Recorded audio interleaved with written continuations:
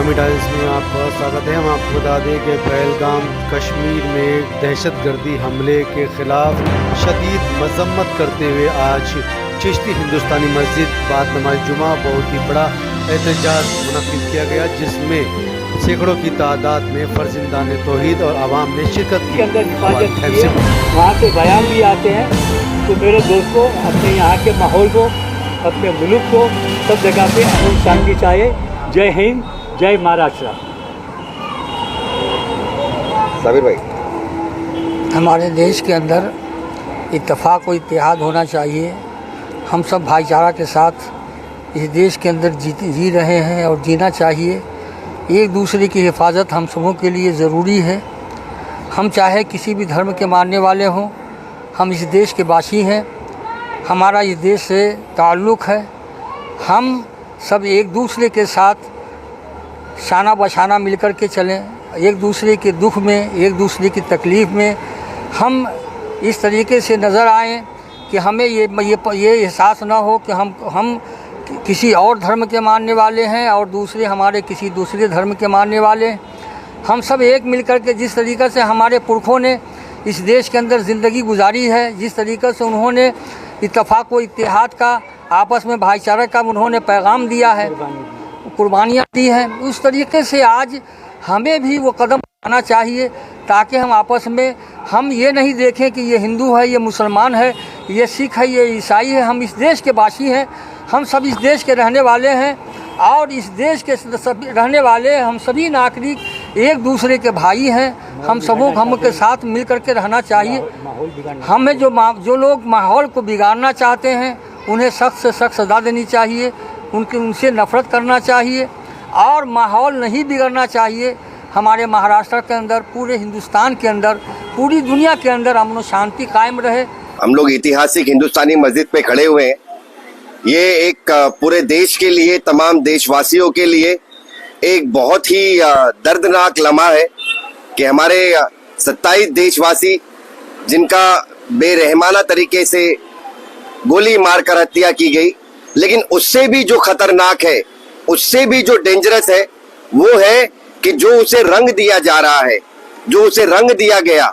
आज मैं यहाँ हिंदुस्तानी मस्जिद, ऐतिहासिक मस्जिद हजरत अल्लामा मौलाना अब्दुल जब्बार आजमी माहिरुल कादरी खतीब व इमाम चिश्ती हिंदुस्तानी मस्जिद, जो यहाँ मौजूद नहीं है, वतन गए हुए हैं, लेकिन हमेशा से ही हिंदुस्तानी मस्जिद से आवाज़ उठती रही है।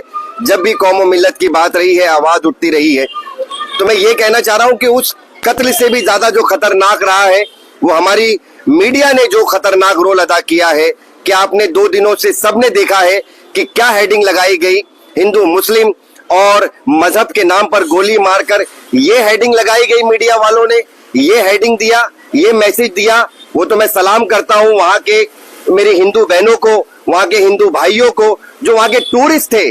उन लोगों ने बाकायदा सोशल मीडिया पे ये वीडियो मौजूद है, उन्होंने ये बयान दिया कि बाकायदा एक हमारा मुस्लिम कश्मीरी भाई जिसका नाम सैयद आदिल हुसैन शाह है, जिसने उन आतंकवादियों की राइफल छीनते हुए जिसने अपनी जान को देश के लिए कुर्बान कर दिया और 11 आदमियों की जान भी बचाई और अपने आप को शहीद कर दिया गया। मीडिया में इस नाम का कोई तज़किरा नहीं मिलता है, कोई जिक्र नहीं मिलता है कि उसने अपनी जानों को कुर्बान कर दिया।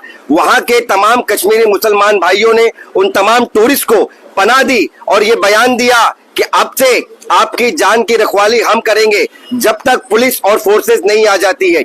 लेकिन ये बयान मीडिया के अंदर मौजूद नहीं है।